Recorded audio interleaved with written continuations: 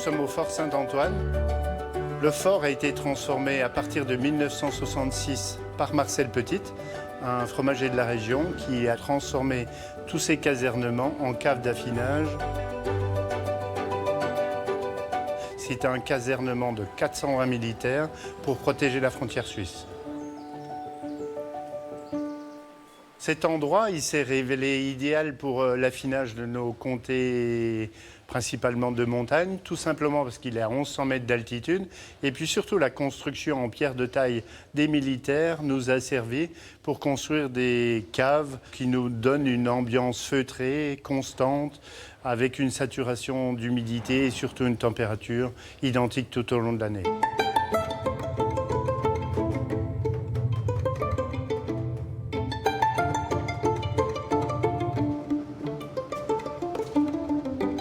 Ici, nous sommes à la maternelle du Fort Saint-Antoine. On a les bébés comtés qui viennent d'arriver d'une de nos fruitières. Là, on va les prendre en charge pour les retourner régulièrement, pour les frotter, saler et entretenir cette surface pour créer ce cuir naturel autour des meules. Tout ceci en liaison avec la planche d'épicéa qui est indispensable à la fabrication de ce croûtage, puisque cette planche brute de sciage va permettre l'aération des fromages.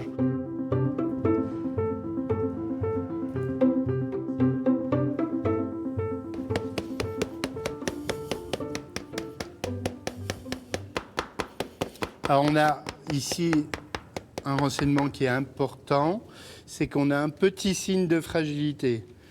Petite virgule comme ça, amorce de fissure qui me montre que cette meule, plus que toutes les autres, est comme un fruit qui est mûr, arrivé à sa maturité optimum.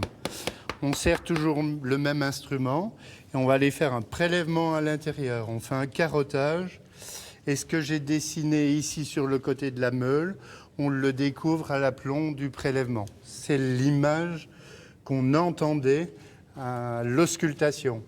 On est 5 au Fort Saint-Antoine à être capable de deviner la provenance de chacune des meules et à 2-3 mois près la saison où a été fabriqué le fromage, simplement en portant un petit échantillon dans la bouche.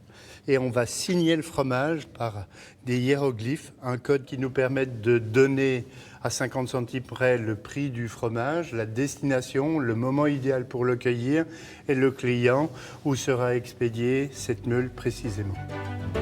Entre ces murs, c'est le résultat de 700 ans d'histoire de ce fromage naturel. C'est le travail d'une filière, des paysans, des fromagers, des affineurs. Et ce que je voudrais qu'on retienne, c'est quand on mange un comté, c'est pas son âge, c'est l'émotion qu'il provoque.